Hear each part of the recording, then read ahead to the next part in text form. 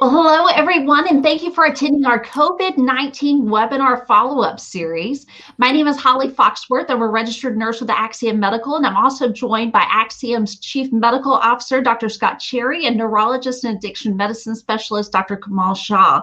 So welcome to the live stream, gentlemen. We're so pleased.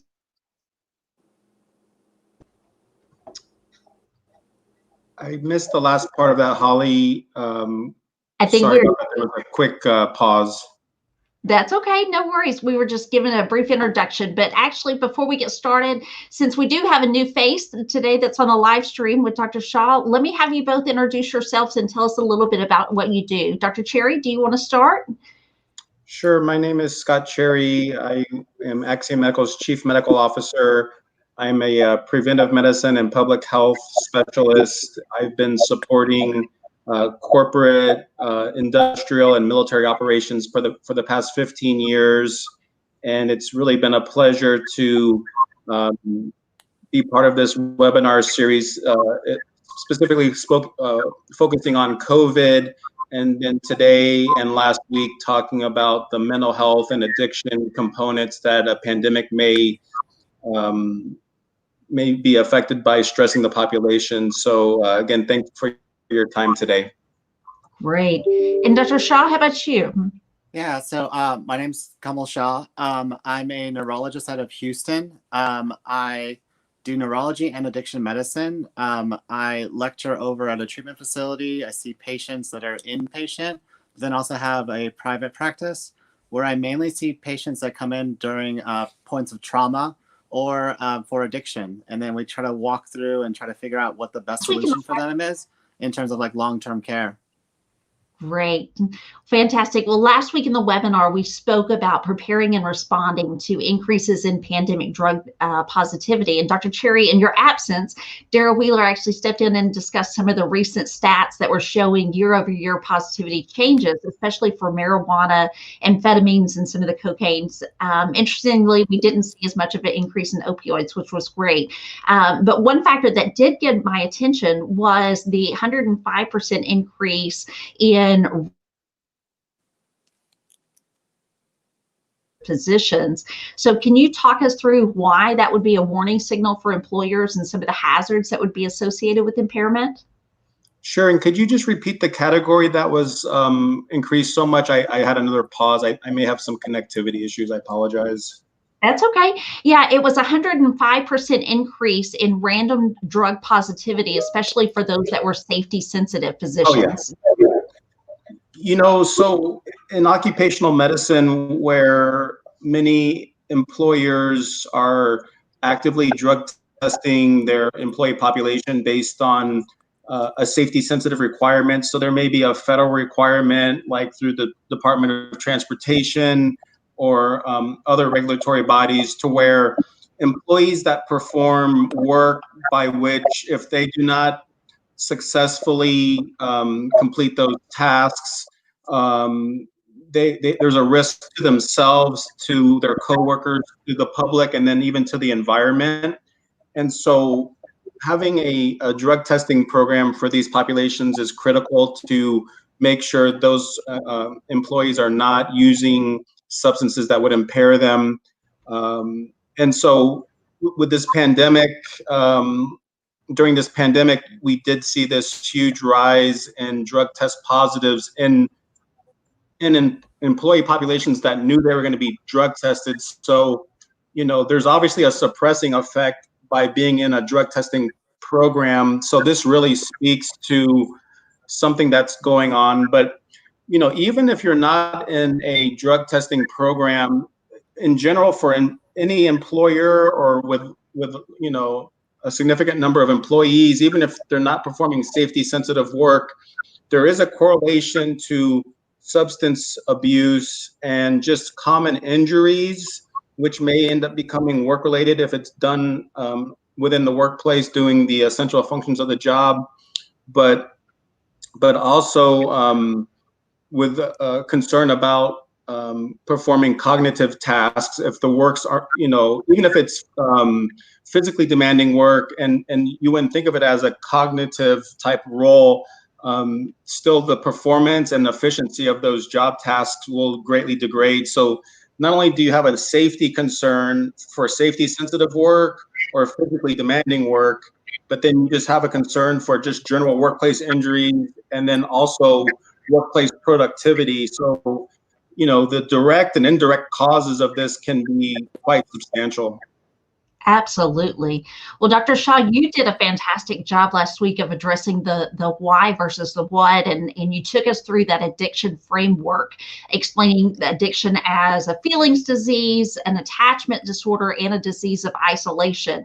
And you spoke about what was happening now, really addressing the significance of fear and how we react in various circumstances and solutions. So we did have several follow-up questions that we weren't able to address in the webinar, and we were hoping that the two of you could provide some insight on those. The first one came from Nancy, who is asking if you could give some examples of healthy attachments. I know, Dr. Shaw, you'd referenced healthy attachments in the webinar as being something that allows for stability, but could you give us maybe some examples of healthy attachments? Yeah, absolutely. So attachment theory came probably around in the 70s when they started looking at how kids attune to their feelings. And so your first attachment and the first primary thing that you have are your parents. And so your parents are there to help you attune and like regulate your feelings. And so if you've got a healthy attachment with them, right, what happens is that a child will go out and venture as far as they feel safe, right? And so if you've got 3 or 4-year-olds, you'll notice that when they're playing, right, they will venture out and play for a little bit, but they'll always come back and make sure mom and dad are around, right? Because that's their sense of safety. And so we, as we grow up, right, need to have some things like that to help regulate our emotions, because most of us don't have that center or are grounded in that way. And so a healthy attachment becomes anything that helps you to regulate your mood and then allows you to get back into the center and allows for you to have that sense of like calm and like peace. If you're in a high stress state all the time and there's never a chance to like down regulate, then you're going to stay in that state. So the healthy attachment allows for you to basically have a sense of peace and stability. So I know for a lot of people and a lot of my patients, right, that sense of safety and peace, right, of how they discharge their stressed energy might come from the gym, may come from church, may come from interacting with their social environments and their friends, or going out to dinner, right? Something that is positive, right, and actually adds value to your life as opposed to detracts from it. And so a healthy attachment would be anything that helps regulate your emotions. And one would propose, right, that alcohol was a healthy attachment at one point in time, but then it went too far and then became an unhealthy attachment. So it all depends upon the degree in which you're using a particular substance to help regulate your mood. Wow. Okay, so then you're saying that can be actual behaviors or activities along with relationships. Is that what I'm understanding you saying? Yes, absolutely, right? So it's anything that I use to help regulate the way that I'm feeling, right? Great. And so things are healthier than others and other things are less healthy, right? And I believe that we will do the best that we can with what we know until we find some other alternative that's better. And so when we start looking at the increase in the rise in the particular numbers, right, is that your protective mechanisms may have gone away. And the church went away, your school went away, your gym went away, right? And all of a sudden you're left with less and less things to help you regulate. Well, oh, by the way, that's over here and that's still available, right? Ugh.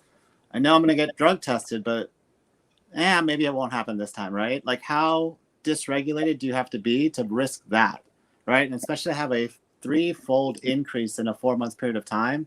That's significant, right? And that speaks volumes to what the underlying issues are. Wow, great points.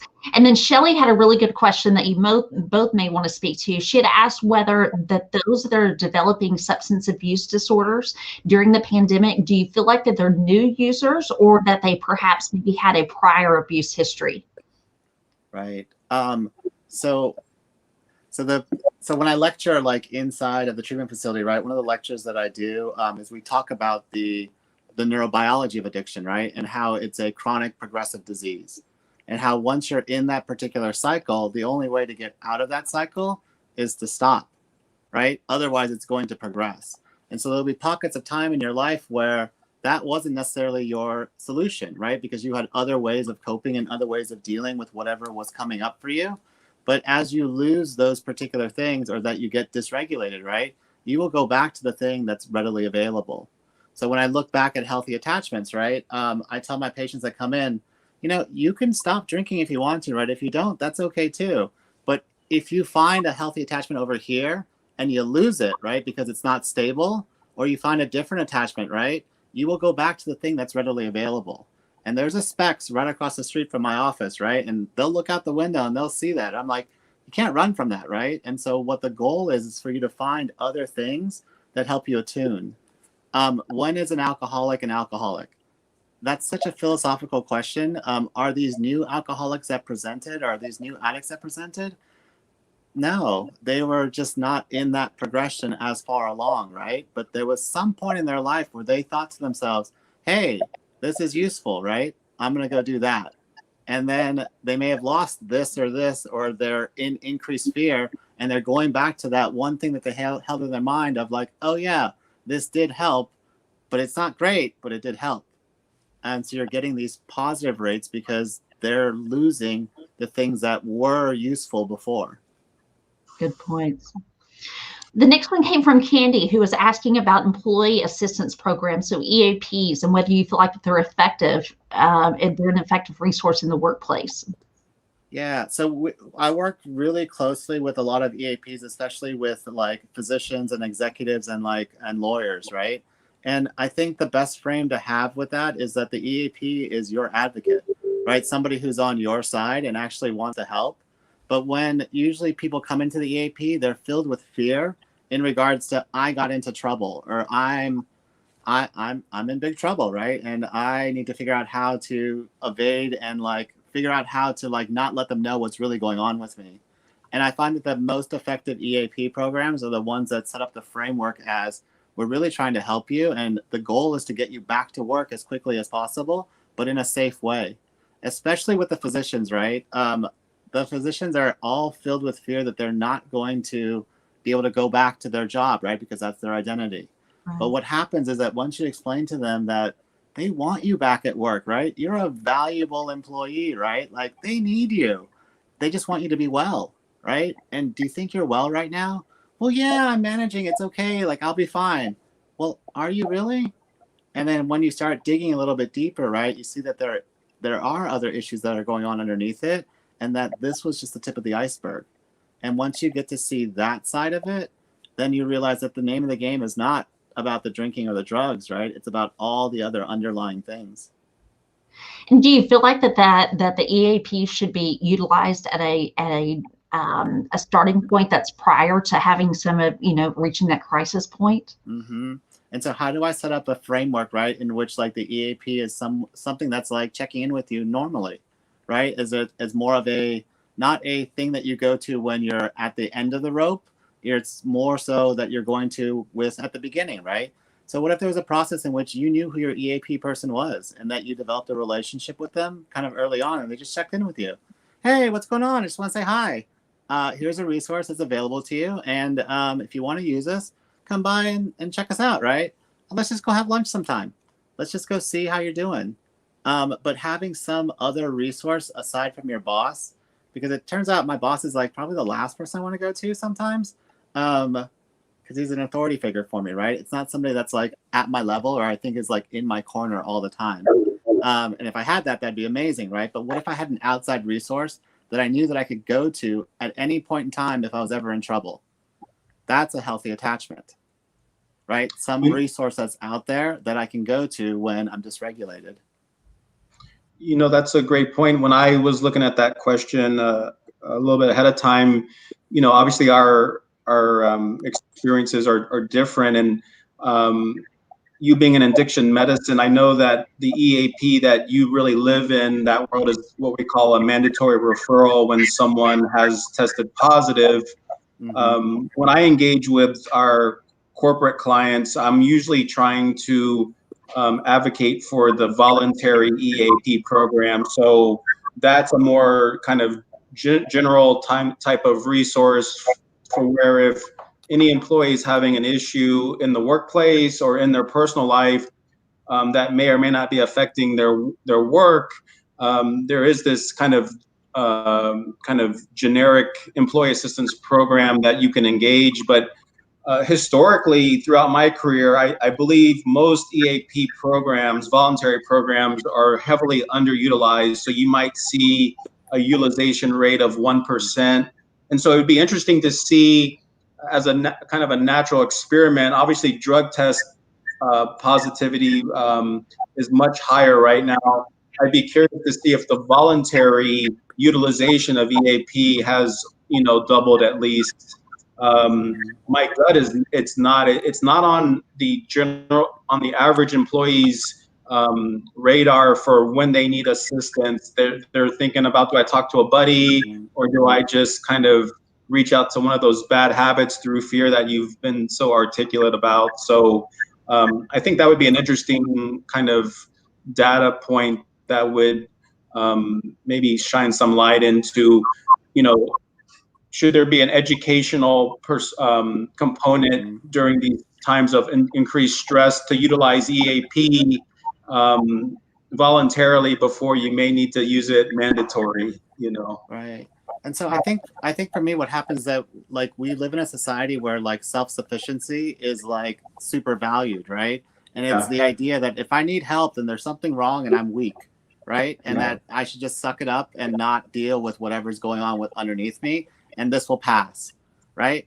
If you thought that the pandemic was going to be done in like a month or 2 months, and you were like, oh, I can last 2 months for sure, but now it's 3 months and 4 months, what's going to happen in a year? In a year and a half, right? I mean, if realistically this goes on for another year, those people that had a lot of resilience beforehand and had a lot of protective factors and a lot of reserve, right, will eventually we start running out of those also. And so as you start to run out of those, right, you will start reaching for things that are less than healthy and less than ideal.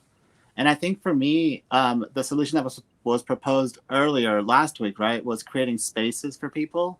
Those spaces are just a way to, like, indicate that, like, it's okay if you're struggling, right? I'm struggling too.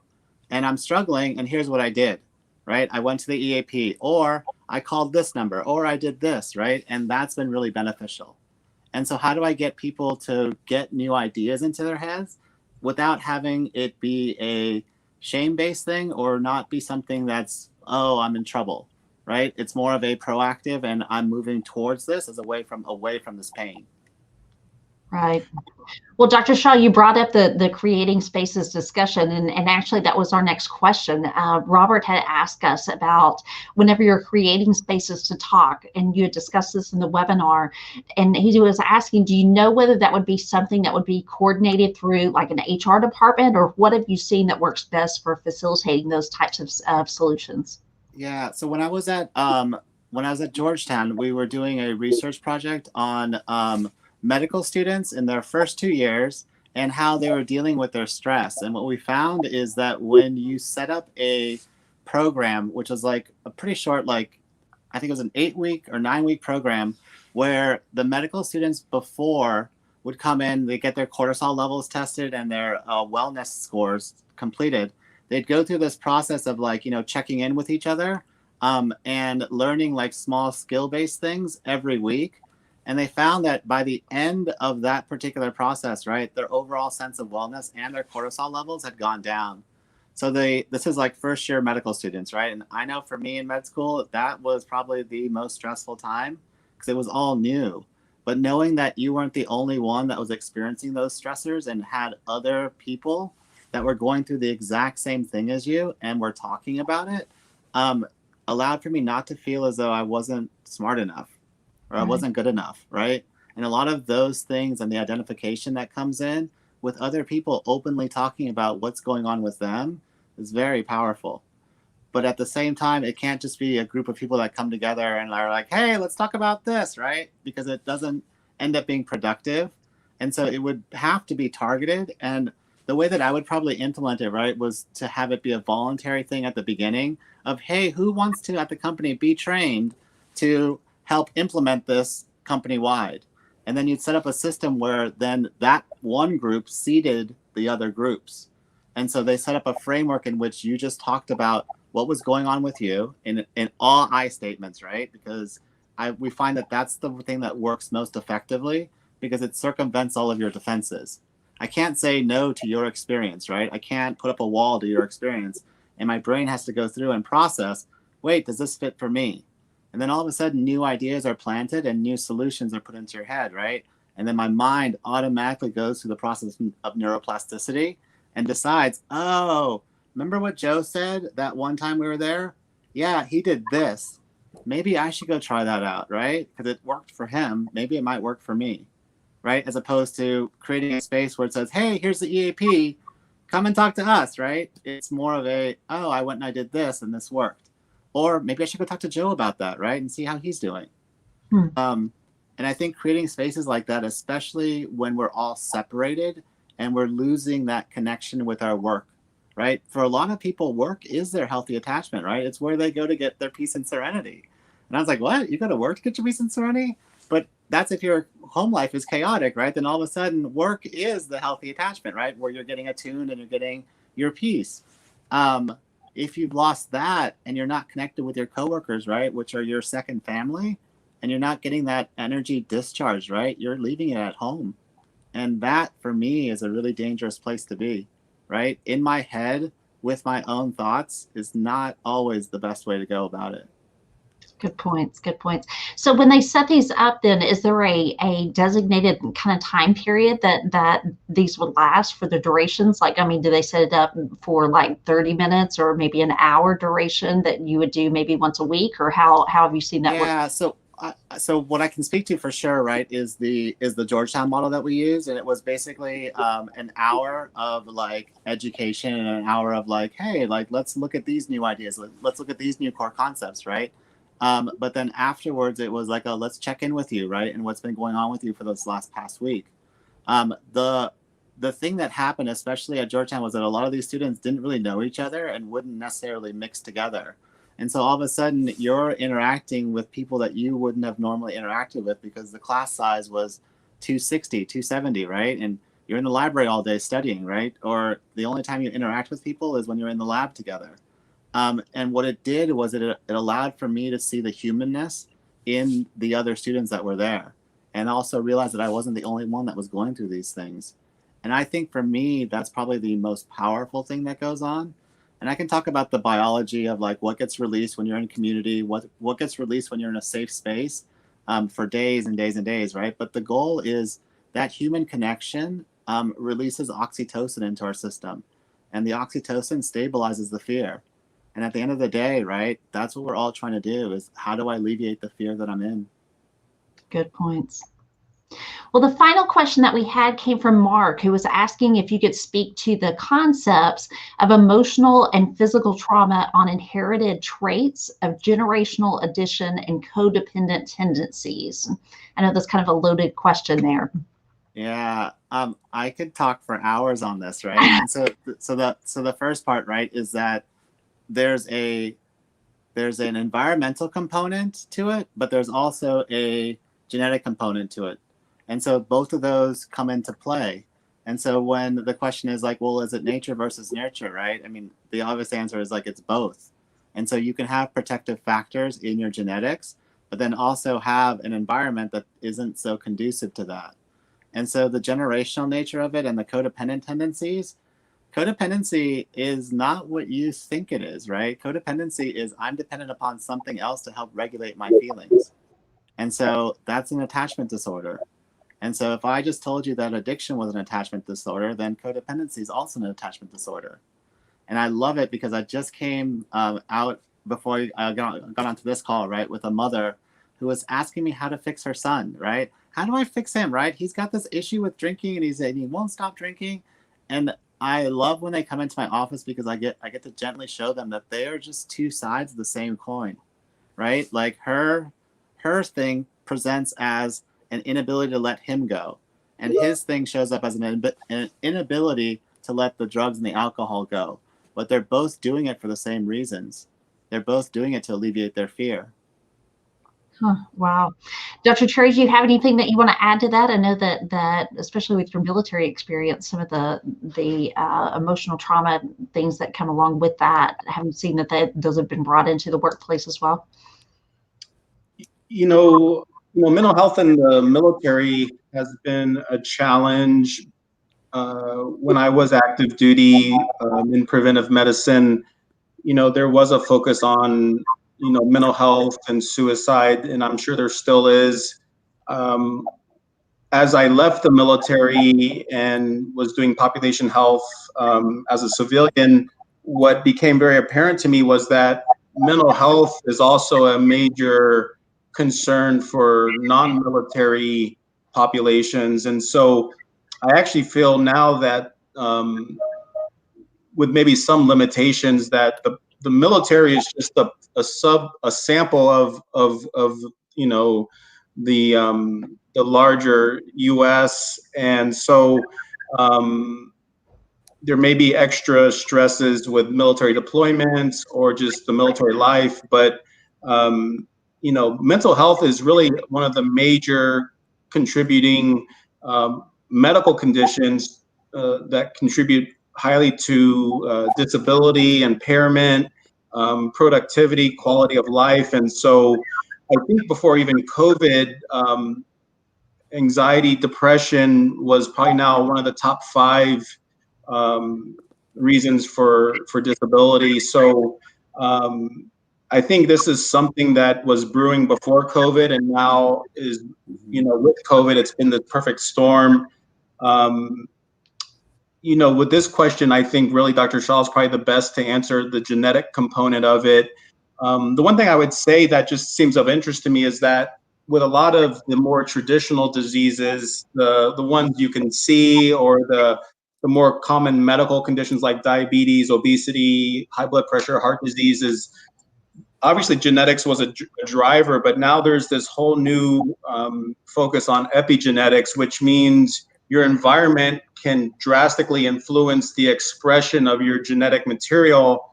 And so what seems so optimistic to me is that your genetic composition is not a death sentence, or it's not fixed necessarily. So the biggest thing I think that I love hearing Dr. Shah talk about is getting to the root causes of our addictive behaviors, and coming up with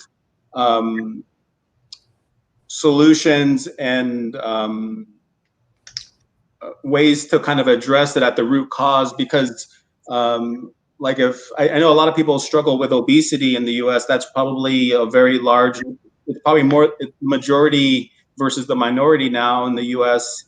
And obviously dieting and education and all that is not helping. And so there's so many drivers towards that. But I love his idea and constructs about how fear is kind of the root cause for many things, and then the lack of social support. So I think by getting whatever applies to you at that time, finding that resource, whether it's community support, identifying those fears is absolutely critical in changing your genetic expression and changing those epigenetic drivers. So it's very exciting, but outside my actual expertise. Yeah. So I love all the studies that have been done, especially around PTSD and trauma, and it's all military, right? Yeah. And so they're looking at the amygdala and how wartime veterans are scarred, and some of them are scarred more so than others. But they're trying to figure out, like, what is the factor, right, that's involved in that particular scarring, and why does the scarring happen in some but not in others, right? And so what happens is that it's not about the trauma itself, right? It's about the meaning that I give to that particular trauma. Yeah. And so if I believe, right, that the trauma is the absolute worst thing that ever happened to me, my brain responds in such a way that it causes a particular pathway to form, right? And so my body then says, hey, and my brain respond in such a way that I should try to stay away from that as much as possible, because that is going to kill me. But if the mentality is like, wow, that was something that was unfortunate, I'm so glad I do not have to go through that ever again, but it was something that was necessary, right? The brain responds in a much different way, right? Because it's not something that stays with you, right? It's something that happened to you. But if I'm living my life out of fear, right, that this particular event is going to happen again, and my brain constructs a reality around that, right, I will react out of that way over and over and over again.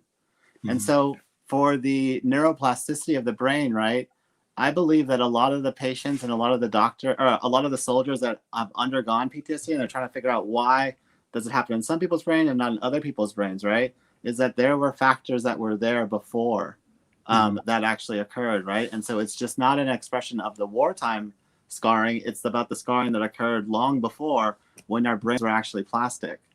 But that's kids, right? Like, we all have fear, and it's how do we actually deal with the fear that we're in? Well, some of us go to med school, right? And tell themselves, right, if I just became a doctor, everything would be okay. And I have reached for more than my share of Haagen-Dazs since the pandemic, right? And like, that is not my go-to, but like after a pint, I'm feeling pretty good, right? And not a care in the world. I'm ready to go to bed and everything's okay in the world. But that's probably not, it's not an unhealthy attachment, but it's eventually it may be an unhealthy one, right? But right now it's useful. And so I'll keep doing it until my other things open back up. So my gym's opening back up. My support group is kind of restricting the barriers, but it's also, how do I set up a framework in which the work, right, that I'm at work for probably 8 to 10 hours a day, right? That's the majority of my time.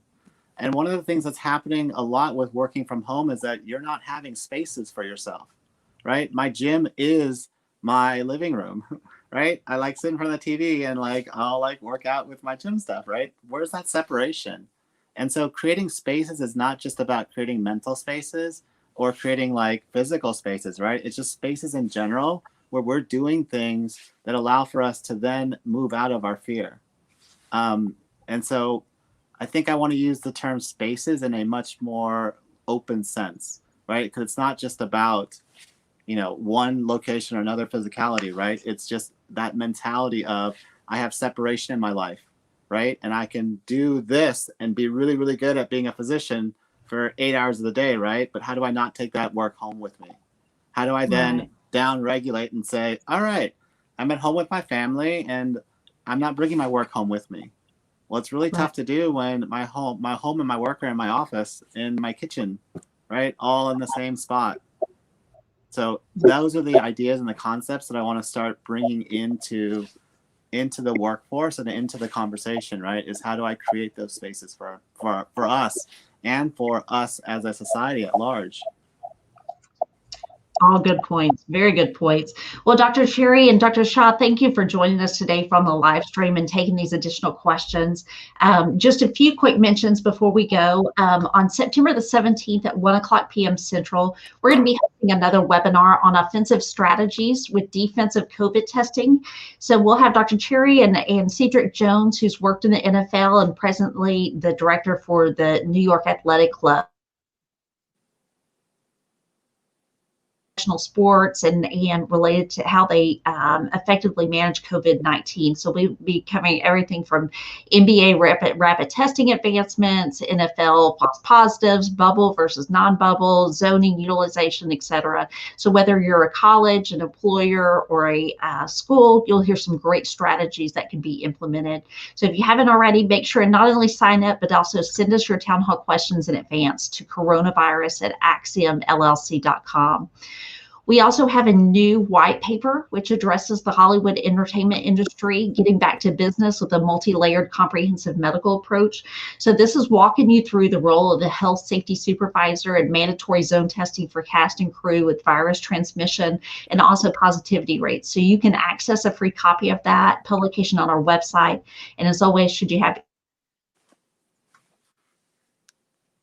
reach out and we'll be happy to walk you through those. So I'm